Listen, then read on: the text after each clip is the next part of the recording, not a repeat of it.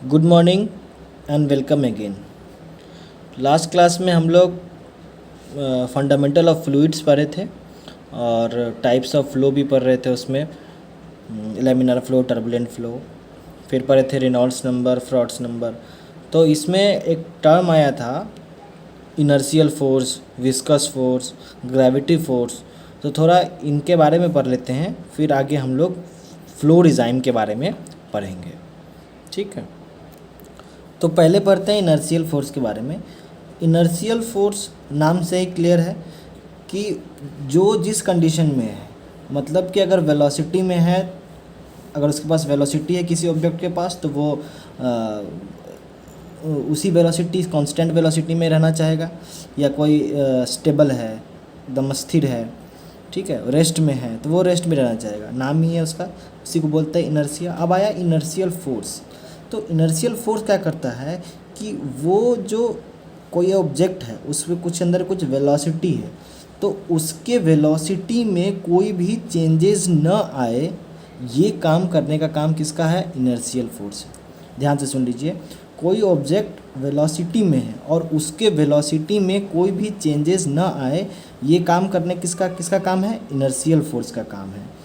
और ये जो इनर्शियल फोर्स है, ये हमारे फ्लूइड के मूवमेंट के कारण आ रहा है, ठीक है।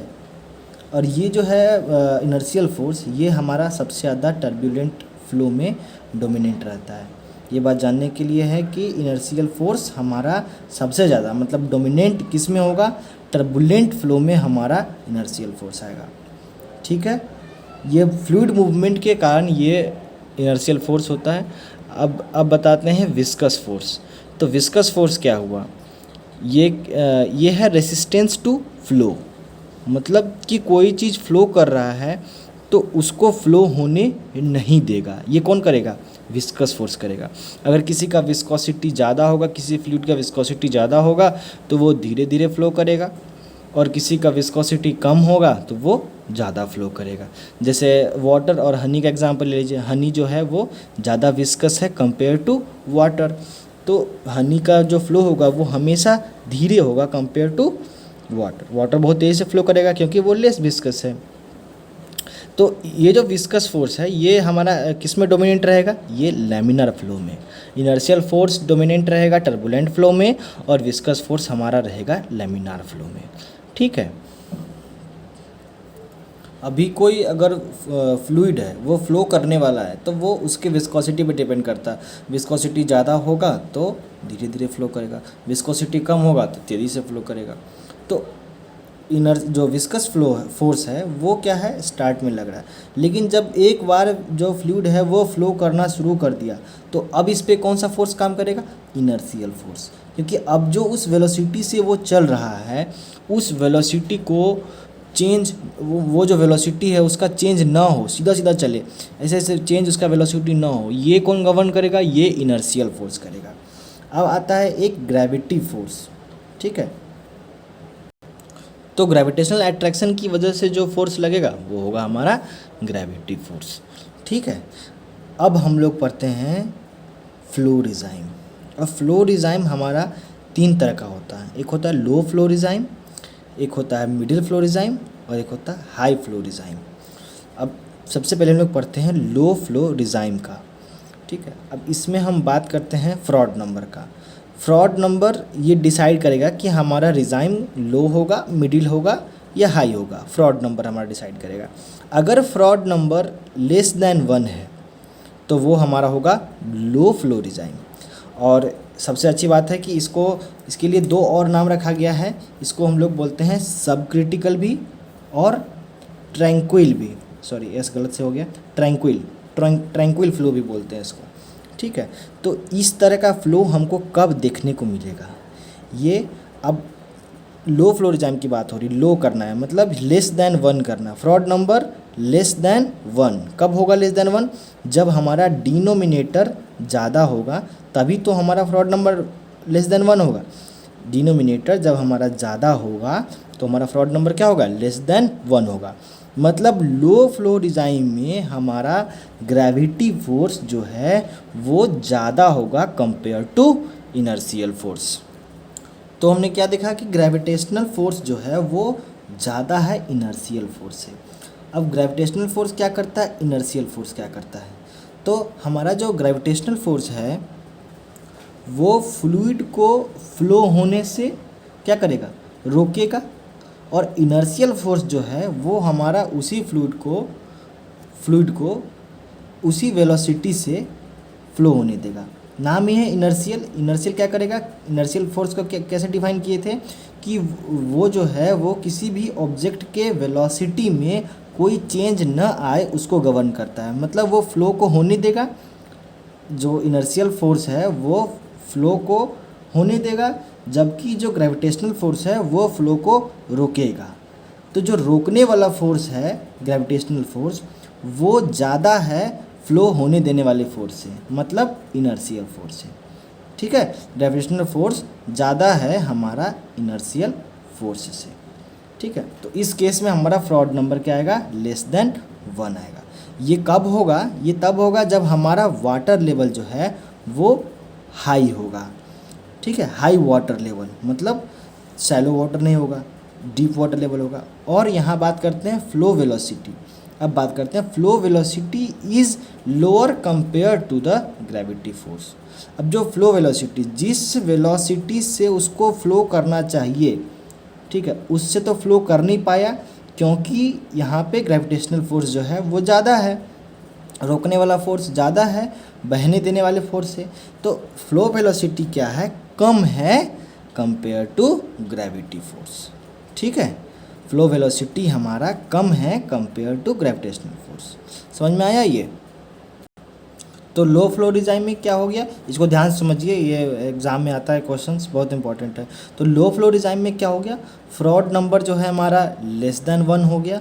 और इसमें क्या है कि force which are trying to stop the movement of the fluid, वो फोर्स जो कि फ्लूइड के मूवमेंट को स्टॉप करने के लिए रिस्पॉन्सिबल है, कौन सा, ग्रेविटेशनल फोर्स, इज़ स्ट्रोंगर, वो ज़्यादा मजबूत है, ज़्यादा डोमिनेंट है compare to the force that are trying to move the fluid. मतलब उसके कंपैरिजन में जो हमारा इनर्शियल फोर्स है जो कि उस फ्लूइड को मूव कराएगा वो क्या है, कमज़ोर है। ज़्यादा हमारा मजबूत कौन है, ग्रेविटेशनल फोर्स। ठीक है, तो ये हमारा कंडीशन कब आया, जब हमारा क्या बोलते हैं उसको कि वाटर लेवल जो है वो कब होगा, ज़्यादा हाई होगा, और फ्लो वेलोसिटी हमारा क्या होगा, कम होगा compare to gravity waves. Obvious है, जब हमारा रोकने वाला फोर्स ज़्यादा है तो फ्लो वेलोसिटी क्या होगा, कम हो जाएगा। तो इस केस में कभी कभी इस केस में जो फ्लो वेलोसिटी है वो हमारा क्या होता है कि जो ग्रेविटी वेव्स है वो हमारा अपस्ट्रीम, मतलब रिवर जिधर हमारा फ्लो करता है उसके अपोजिट डायरेक्शन में ये हमको ये फ्लो करने लगता है। ठीक है, यही काम ये जो है ये सब कंडीशन हमको लो फ्लो डिज़ाइन में देखने को मिलता है। इसको सब क्रिटिकल और ट्रैंक्विल फ्लो भी बोलते हैं। अब बात करते हैं कि इसमें इनफ्लो और आउटफ्लो क्या होता है, मतलब इन फेज और आउट फेज क्या होता है, इसको डिस्क्राइब करते हैं आपको। तो इस सब क्रिटिकल फ्लो में, ट्रैंक्विल फ्लो में, लो फ्लो डिज़ाइन में, फ्रॉड नंबर <1 वाले में, इसमें क्या है हमारा कि हमें सबसे पहले मिलेगा बेड फॉर्मेशन। ठीक है, ये इस तरह जो क्या है कि वेलोसिटी यहाँ पे क्या है, कम है। तो कम वेलोसिटी में जो हमारा फ्लूइड है, सेडिमेंट है जो कि सस्पेंडेड फॉर्म में है, वो क्या करेगा कि इस प्लेन के पैरेलल अपने आप को सेटल कर लेगा। तो उसमें जो हमको बेड मिल रहा है वो है लोअर प्लेन बेड बोलते हैं। वहाँ पे जो बेड फॉर्म होगा वो होगा लोअर प्लेन बेड, जो कि बेड के पैरेलल उसका डिपॉजिट होगा। उसके बाद और क्या मिल सकता है, और हमको मिल सकता है करेंट ट्रिपल्स, क्रॉस बेडिंग मिल सकता है, ड्यून्स मिल सकता है, मेगा ड्यून्स मिल सकता है। ये सब सेडिमेंट्री स्ट्रक्चर है, जब सेडिमेंट्री स्ट्रक्चर पढ़ेंगे तो उसमें हम इसके बारे में डिटेल में बताएंगे। ठीक है, तो ये सब इंपॉर्टेंट फीचर्स है जो कि हमें लो फ्लो डिज़ाइन में देखने को मिलता है। ठीक है, यहाँ पे याद रखिए, यहाँ मिला है ड्यून्स। ठीक है, आगे कुछ और इसी के रिस्पेक्ट में कुछ और मिलेगा। ठीक है, बेड यहाँ भी मिला है, ध्यान दीजिए, यहाँ जो मिला है बेड वो है लोअर प्लेन बेड। ठीक है, फिर current ripples, cross bedding, mega ripples भी मिल सकता है और फिर मिलेगा ड्यून्स। लो फ्लो रिजाइम समझ में आया। अब बात करते हैं मिडिल फ्लो रिजाइम के बारे में। ठीक है, मिडिल फ्लो रिजाइम क्या है कि इसमें हमारा फ्रॉड नंबर इक्वल टू 1। ये कब होगा? जब हमारा इनर्शियल फोर्स और ग्रेविटी फोर्स दोनों इक्वल होगा। ठीक है, तो हमें ये देखने को मिलेगा। तो इस कंडीशन में हमारा क्या है, एक स्टैंडिंग वेव्स होता है। ये पढ़ना है ओशियोनोग्राफी में, अगर पढ़ा है तो इसमें बताएंगे। ये स्टैंडिंग वेव्स होता है, ये न इधर जाएगा ना उधर जाएगा, ये बीच में रुका रहता है। क्यों? क्योंकि जितना इसको फोर्स खींचने के लिए लगा है उतना उधर से लगा, तो दोनों तरफ से इक्वल फोर्स लगा है, तो वो ना इधर जा पाता है ना उधर जा पाता है, तो वो बीच में रह जाता है, इसलिए उसका नाम है स्टैंडिंग वेव्स। ठीक है, तो मिडिल फ्लो रिजाइम में हमारा आप देख लिए आपकी फ्रॉड नंबर इक्वल टू 1 होगा, और इसको हम लोग क्रिटिकल फ्लो भी बोलते हैं। जैसे ये था, इसको सब क्रिटिकल बोलते थे, वैसे ये इसको हम बोलेंगे क्रिटिकल फ्लो। यहाँ पे फ्लो वेलोसिटी हमारा ग्रेविटी वेव्स के इक्वल होगा। ठीक है, फ्लो वेलोसिटी क्या है? वाटर को फ्लो होने दे रहा है। ग्रेविटी वेव्स क्या है? उसको रोक के रखा है। ठीक है, यहाँ पे हमारा क्या था, सब क्रिटिकल में हमारा जो फ्लो वेलोसिटी था वो कम था। क्यों कम था? क्योंकि ग्रेविटेशनल फोर्स ज़्यादा था कंपेयर टू इनर्शियल फोर्स। ठीक है, और इतना ज़्यादा था हमारा ग्रेविटी फोर्स कि हमारा जो रिवर का फ्लो इधर से इधर है, तो कभी कभी वाटर वापस भी चला जाता है। इसको बोलते हैं अप स्ट्रीम मूवमेंट। ठीक है, तो लो फ्लो रिजाइम में अप स्ट्रीम मूवमेंट देखने को मिलता है। ग्रेविटी वेव्स जो है, ये gravity waves can travel up stream. Gravity waves जो है ऊपर की तरफ भी ट्रैवल करने लगता है।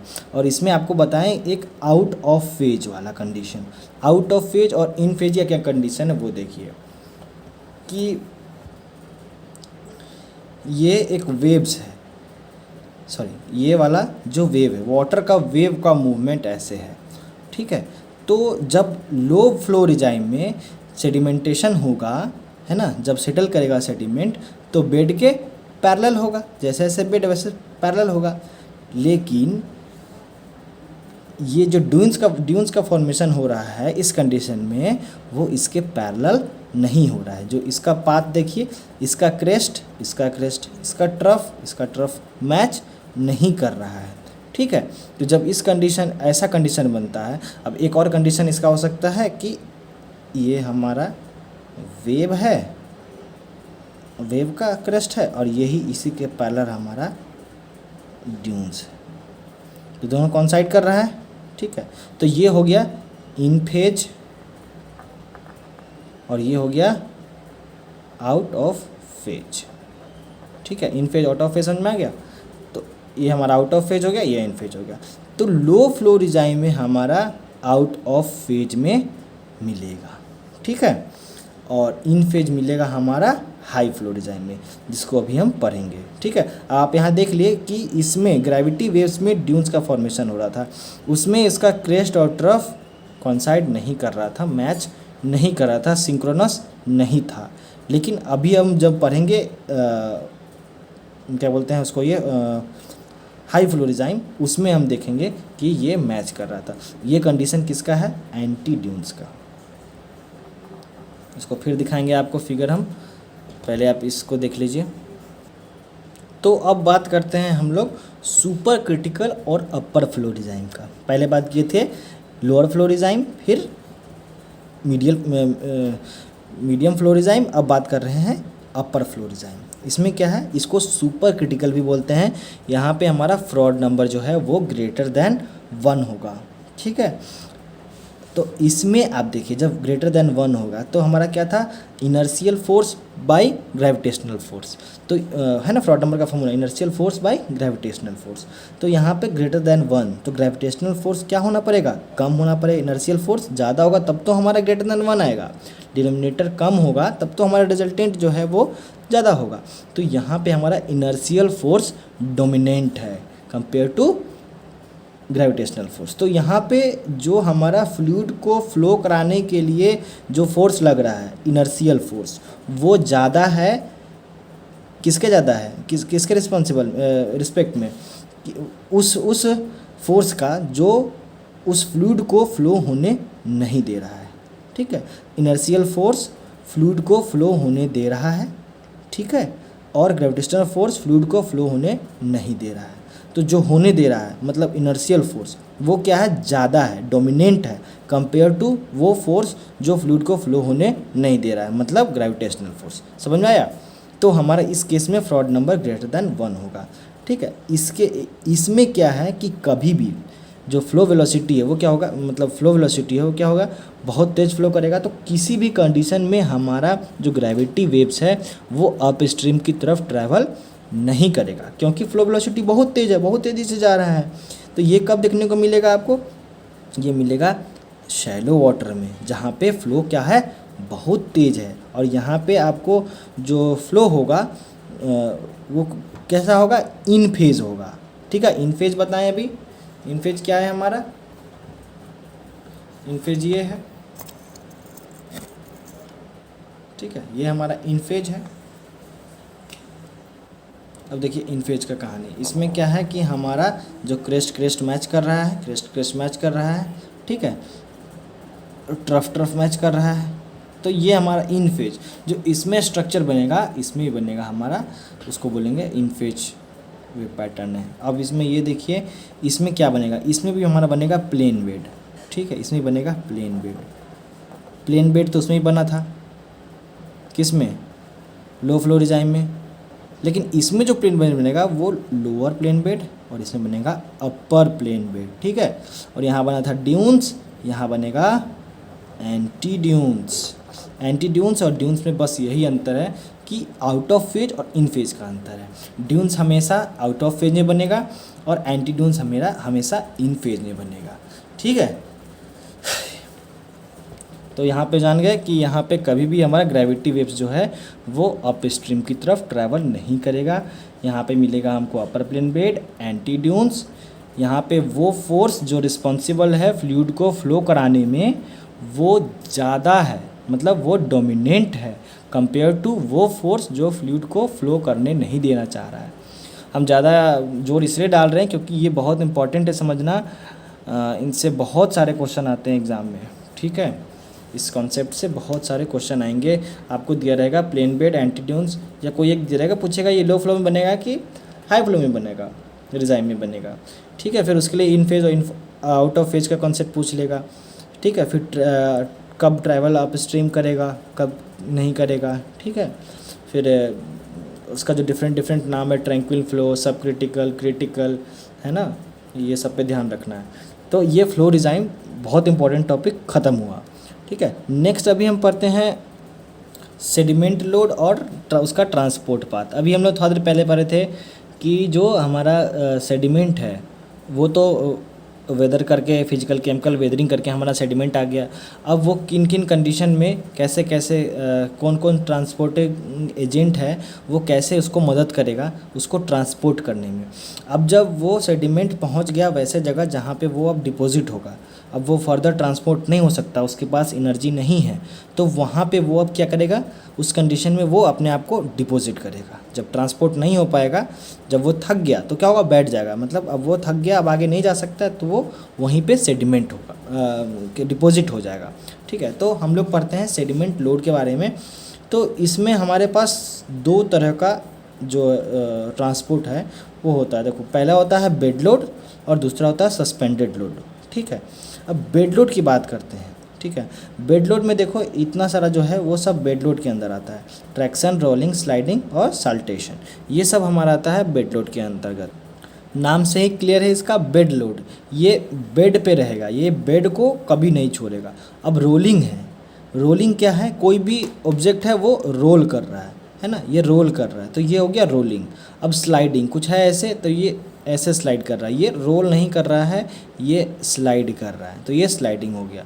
उसके बाद है साल्टेशन। साल्टेशन का यहाँ ऐसे खड़ा, उठ के यहाँ गया, फिर उठ के यहाँ गया, फिर उठ के फर्दर आगे चला गया। न ये रोल कर रहा है, न ये स्लाइड कर रहा है, ये उठ रहा है फिर बैठ रहा है, उठ रहा है फिर बैठ रहा है, ये कंटिन्यूस प्रोसेस है, तो ये साल्टेशन हो गया, रोलिंग और स्लाइडिंग। अब जब रोल भी करेगा और स्लाइड भी करेगा, दोनों एक साथ, रोल भी कर रहा है और स्लाइड भी कर रहा है। ठीक है, रोल भी कर रहा है और स्लाइड भी कर रहा है, तो ये दोनों कंडीशन जब दिखेगा तो इसको लोग बोलेंगे ट्रैक्शन। ध्यान रखना है, रोलिंग प्लस स्लाइडिंग ये हमारा होगा ट्रैक्शन, और हमारा दूसरा है सॉल्टेशन। सॉल्टेशन ऐसे उठ के यहाँ, ऐसे उठ के यहाँ, ये हमारे बेड लोड के अंदर में आएगा। अब ये इसका जो मूवमेंट है, रोलिंग और स्लाइडिंग और सल्टेशन, ये जो मूवमेंट है ये डाउन स्ट्रीम डायरेक्शन में होगा। जिधर इधर से रिवर इधर की तरफ बह रहा है तो हमारा जो सेडिमेंट है वो इधर की तरफ ट्रांसपोर्ट होगा, रोलिंग, स्लाइडिंग और सॉल्टेशन में। ठीक है, अब जो इसका मूवमेंट है, ठीक है, वो क्या है कि कब होगा, तब होगा जब जो फ्लूइड है उसके पास उतना वेलोसिटी होगा कि इस सेडिमेंट, इस साइज़ के सेडिमेंट, कोई भी साइज़ का सेडिमेंट हो, जिस भी साइज़ का सेडिमेंट है, उस सेडिमेंट को वेट को और उस जो फ्लूइड है उसका कोहेशन, उसको ओवरकम कर लेगा, तभी इसका मूवमेंट होगा, है ना। ये किसी भी ऑब्जेक्ट को हम ऐसे कब कर पाएंगे, जब हमारे पास इससे ज़्यादा फोर्स लगा सकते हैं, तभी हम कर पाएंगे। तो ये कब रोल, स्लाइड और साल्टेट करेगा, कब करेगा, जब इससे ज़्यादा, जितना इसका वेट है, ठीक है, जितना इसका वेट है, जितना इसका कोहेशन है, उससे ज़्यादा हम इसमें फोर्स लगाएंगे, तभी ये बेड लोड जो है वो आगे फर्दर इसका मूवमेंट होगा।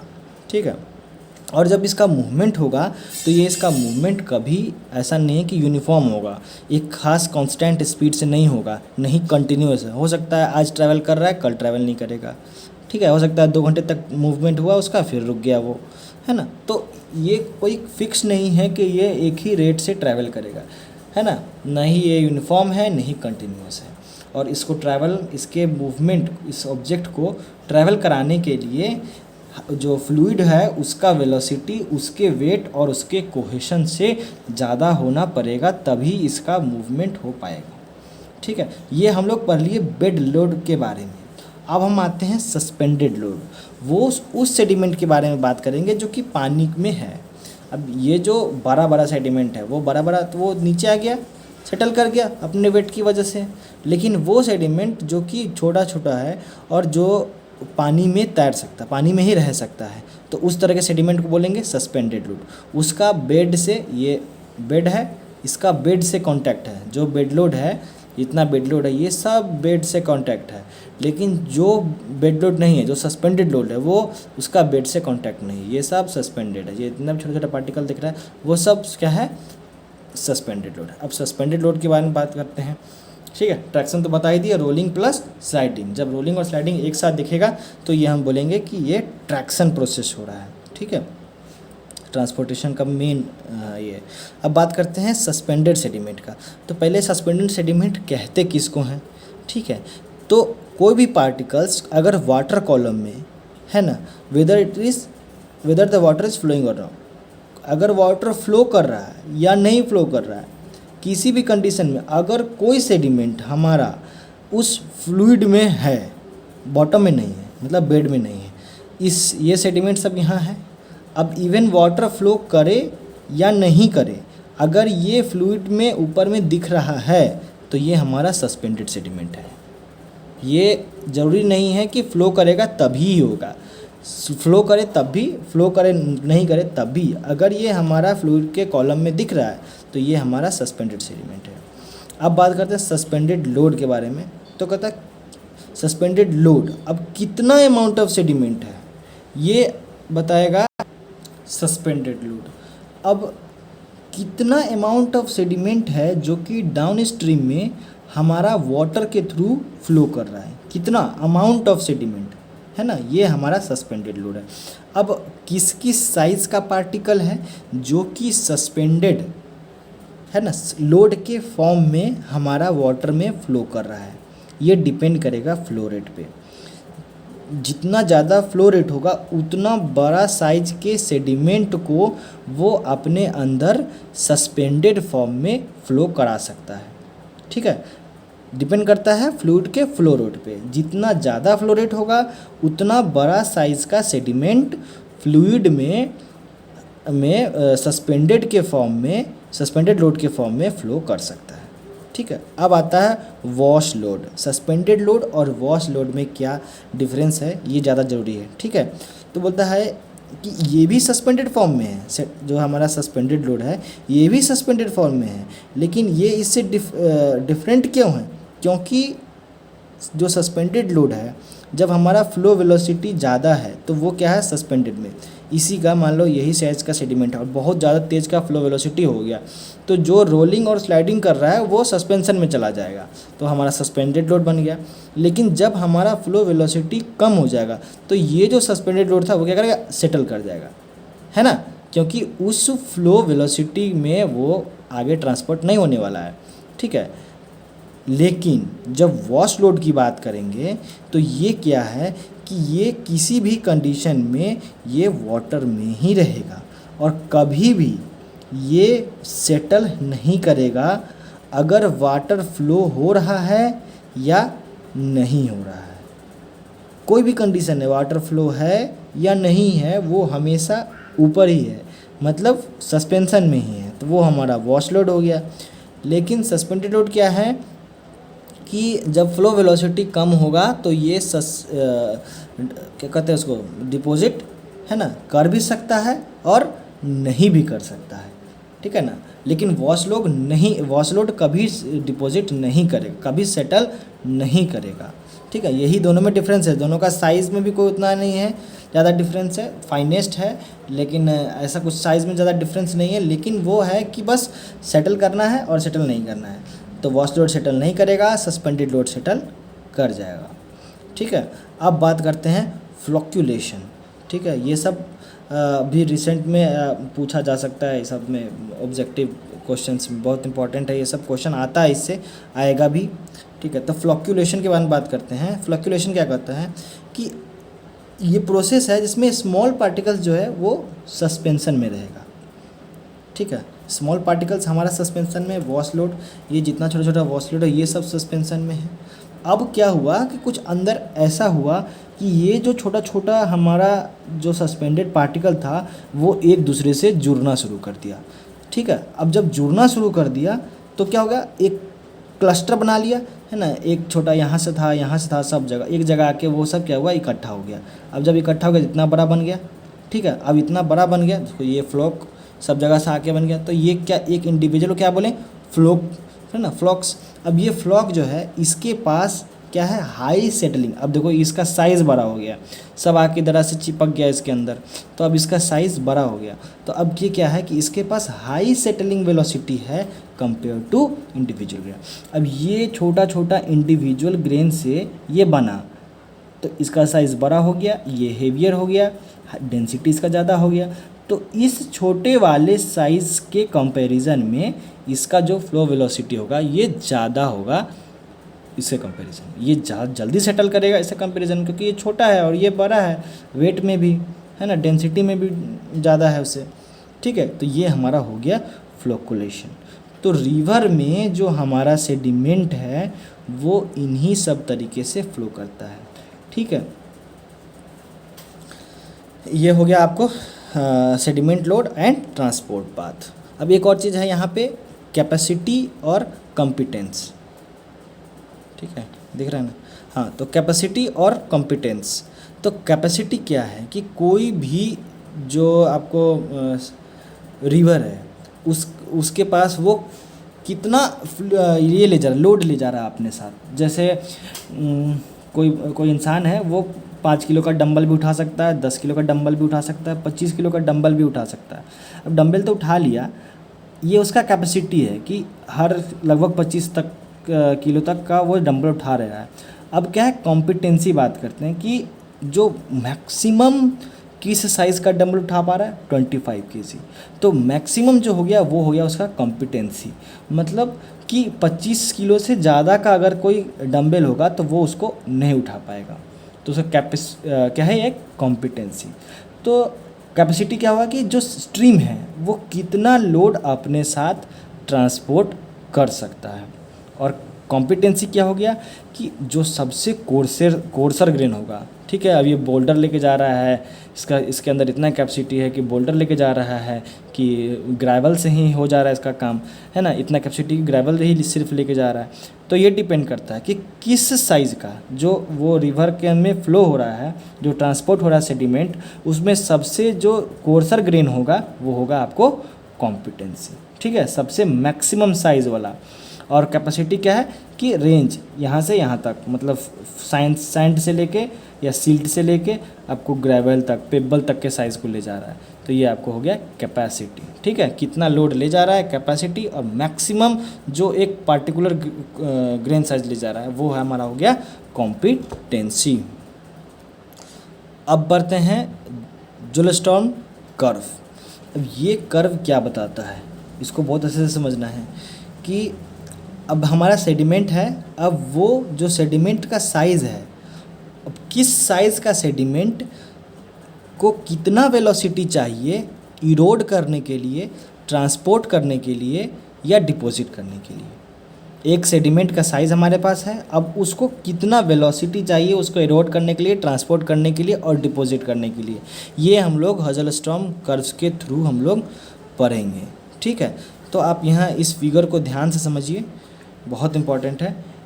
ये हमारा है सेटलिंग वेलोसिटी का लाइन, मतलब सॉरी पहले इसको भी देख लीजिए, ये वेलोसिटी इन सेंटीमीटर, यहाँ वेलोसिटी जो है वो सेंटीमीटर पर सेकंड में है वेलोसिटी हमारा, तो ये हमारा इंक्रीज़ होते जा रहा है वेलोसिटी यहाँ से यहाँ तक। अब इधर डायामीटर है, डायामीटर क्या है कि सेडिमेंट का साइज़ का डायामीटर जो है इधर की तरफ बढ़ रहा है, ये इधर की तरफ बढ़ रहा है और ये जो है हमारा इधर की तरफ बढ़ रहा है वेलोसिटी और डायामीटर। अब हमारे पास दो लाइन है, दो कर्व है, मतलब पहला एक जो कर्व है हमारा सेटलिंग वेलोसिटी का, मतलब कि सेडिमेंट जो है वो हमारा सेटल करेगा, किस साइज़ का सेडिमेंट सेटल करेगा उसके बेसिस पे एक यहाँ कर्व है हमारा। अब ये कर्व देखिए, इससे इस कर्व के नीचे, ये जो कर्व है इस कर्व के नीचे और इस कर्व के ऊपर की बात करेंगे, नीचे ये ऊपर हो गया और ये हो गया नीचे, यहाँ सब जगह इसको छोड़ दीजिए, अभी सिर्फ इस कर्व को देखिए, इस कर्व से नीचे और इस कर्व से ऊपर। तो अब हमारा सेटलिंग वेलोसिटी ये इससे नीचे आएंगे, इस कर्व से नीचे आएंगे, तो जो भी सेडिमेंट हमारा होगा ये पूरा रीजन, ठीक है, ये पूरा रीजन की बात कर रहे हैं, इस पूरे रीजन में हमारा जो भी सेडिमेंट है वो डिपॉजिट होगा, सब डिपॉजिट हो जाएगा।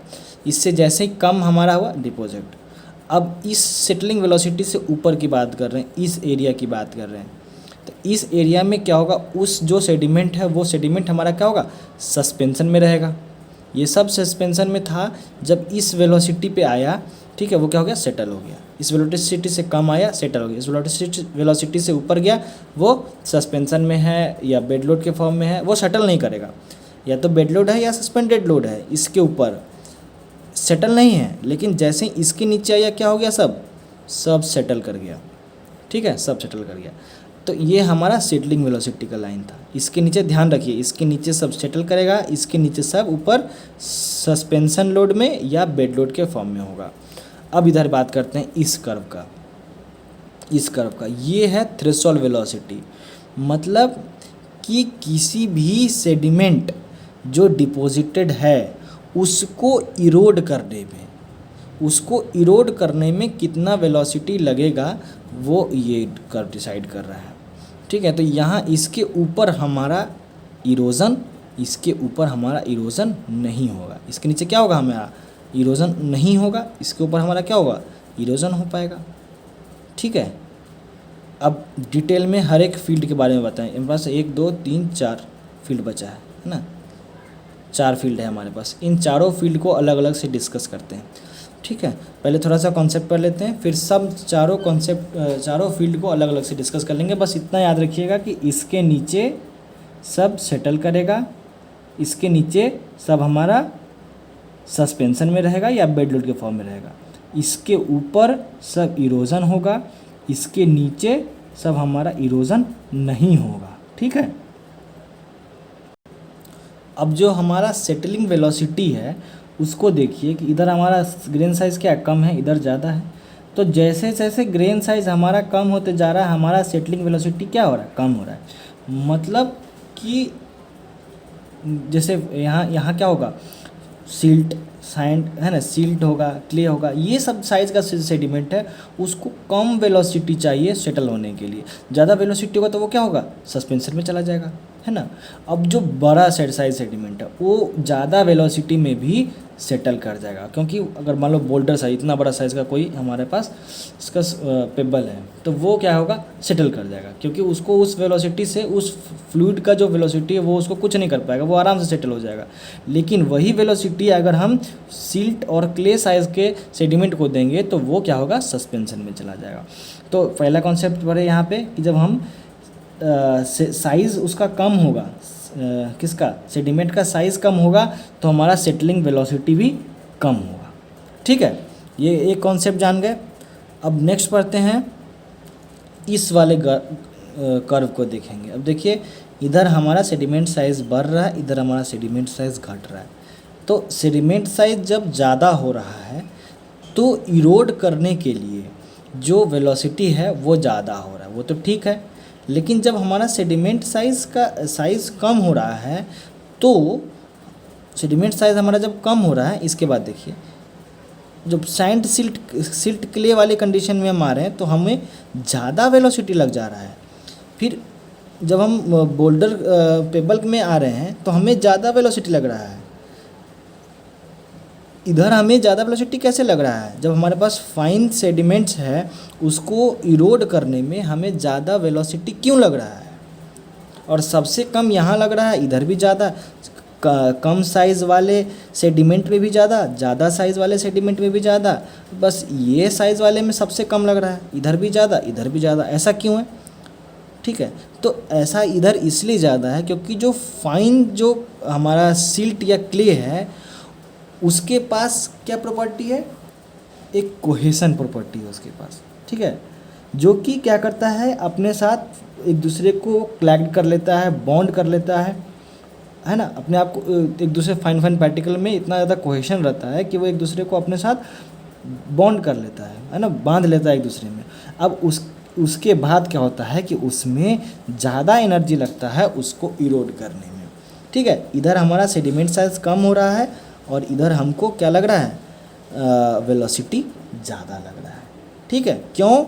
क्योंकि उसके पास वो जो हमारा स्मॉलेस्ट पार्टिकल्स है, छोटे छोटे पार्टिकल है, उसके पास कोहेशन है, वो अपने आप को एक बॉन्ड कर लेता है, बॉन्ड बना लेता है अपने अंदर, अपने बीच में, जिस कारण से वो इरोड नहीं हो पाता है।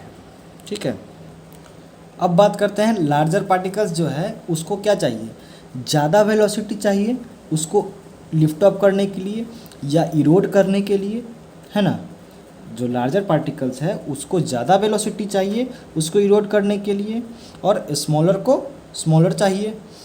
ठीक है, कम चाहिए, जैसे साइज़ हमारा घट रहा है तो हमें क्या चाहिए, कम चाहिए वेलोसिटी इसको इरोड करने के लिए। लेकिन जब बहुत फाइन कंडीशन में चले जाएंगे तो फिर हमारा वेलोसिटी उसको ज़्यादा देना पड़ेगा, क्योंकि उसके पास कोहेशन आ जाता है उसके अंदर में। ठीक है, अब बोलते हैं कि लार्जर पार्टिकल्स को ज़्यादा वेलोसिटी चाहिए इरोड होने के लिए, और ज़्यादा वेलोसिटी में जब होगा तब भी वो क्या करेगा, सेटल कर जाएगा। लेकिन हमारा जो स्मॉल पार्टिकल होगा वो उस कंडीशन में क्या रहेगा, सस्पेंशन में रह जाएगा, है ना। ज़्यादा वेलोसिटी कंडीशन में जो हमारा बड़ा पार्टिकल है वो क्या हो जाएगा, सेटल कर जाएगा, कर सकता है, लेकिन जो हमारा फाइन पार्टिकल्स है वो सेटल नहीं करेगा। अब इस जो यहाँ पे सबसे कम वेलोसिटी लगा है इसको इरोड करने में, इसकी बात करते हैं। ठीक है, इधर भी ज़्यादा, इधर भी ज़्यादा, इधर क्या है, कम लगा। तो इधर जो कम लगा वो क्या है, 0.1 मिलीमीटर साइज़ का, ये मिलीमीटर साइज़ का जो हमारा फाइन सैंड पार्टिकल्स है उसको इरोड करने में सबसे कम वेलोसिटी लग रहा है। ठीक है, सैंड साइज़ के फाइन पार्टिकल्स को जिसका साइज़ 0.1 मिलीमीटर है उसको इरोड करने में हमें सबसे कम वेलोसिटी लग रहा है। जब हम इससे ज़्यादा इधर जा रहे हैं, साइज़ बढ़ा रहे हैं तो भी ज़्यादा वेलोसिटी, साइज़ कम कर रहे हैं तो भी ज़्यादा वेलोसिटी। ये ज़्यादा एक बड़ा कॉन्सेप्ट है, इसको ध्यान में रखना है। ठीक है, अब हम इंडिविजुअल फील्ड के बारे में बात करते हैं। ठीक, अब देखिए बताए थे इसके नीचे डिपोजिशन और इसके ऊपर इरोजन। अब इसके नीचे डिपोजिशन होना चाहिए और इसके नीचे, इसके ऊपर इरोजन होना चाहिए। हम इस फील्ड की बात कर रहे हैं, इसके नीचे डिपोजिशन, इसके नीचे इरोजन। तो यहाँ डिपोजिशन और इरोजन दोनों एक साथ तो हो नहीं सकता है, तो इरोजन तो होगा, ठीक है, इरोजन तो होगा क्योंकि ये इस ग्राफ के ऊपर है और जो हमारा सेडिमेंट है वो डिपॉजिट नहीं हो सकता है। तो डिपॉजिट नहीं होगा तो उसके अंदर कौन सा मूवमेंट होगा, ट्रैक्शन मूवमेंट होगा। वो बेड में रहेगा, बेड के चिपका रहेगा, लेकिन डिपॉजिटेड फॉर्म में नहीं है, वो इधर से उधर ट्रैक्शन है ना, ट्रैक्शन प्रोसेस, रोलिंग और स्लाइडिंग होगा उसमें, लेकिन वो सेटल नहीं होगा, स्थिर नहीं होगा एक जगह पे, वो हिलता रहेगा इधर उधर। तो इस कंडीशन में आपको इरोजन भी मिलेगा क्योंकि इसके ऊपर है और इसके नीचे है, वो डिपॉजिट सेटल कर जाना चाहिए, लेकिन इसके ऊपर होने के कारण से उसके अंदर ट्रैक्शन मूवमेंट देखने को मिल रहा है। अब फिर इस फील्ड की बात करते हैं।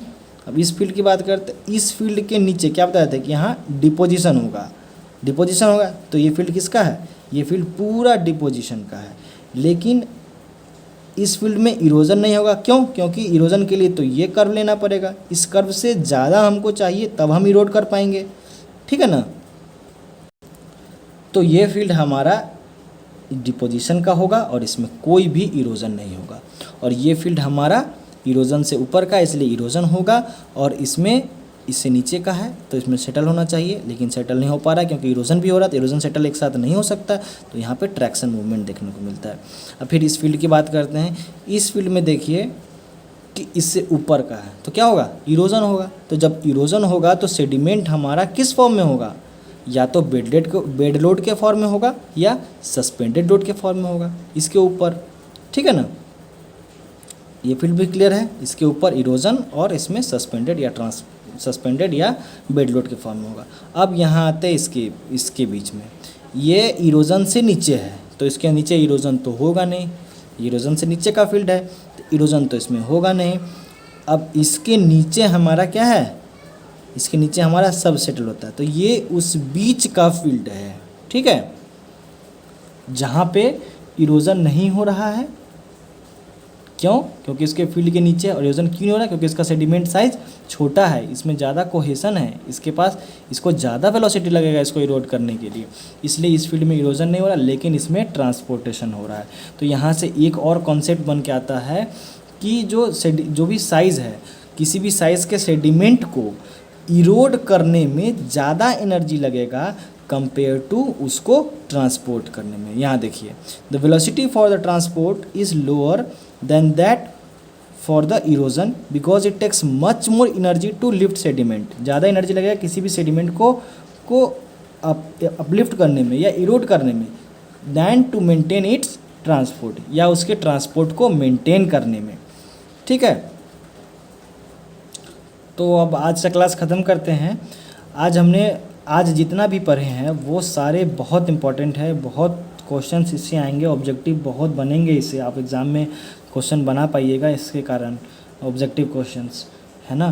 तो आज हमने बार बार एक ही चीज़ रिपीट कर के आपको अच्छे से समझाने की कोशिश की है। उम्मीद करते हैं आपको समझ आया होगा। अगर कुछ समझ में ना आए तो फिर दोबारा तिबारा सुनिएगा, आपको समझ आएगा। फिर भी नहीं आए तो आप मेरे पास आइएगा, हम इसको अच्छे से बताएंगे फिर से। ये आज का क्लास बहुत इम्पोर्टेंट था, सिर्फ़ और सिर्फ इम्पोर्टेंट ही था इसमें, है ना, और समझने वाला चीज़ था, याद रखने वाला चीज़ था, बहुत सारा चीज़ था। इसको आज अच्छे से कीजिएगा, ठीक है। मिलते हैं फिर नेक्स्ट क्लास में। Thank you.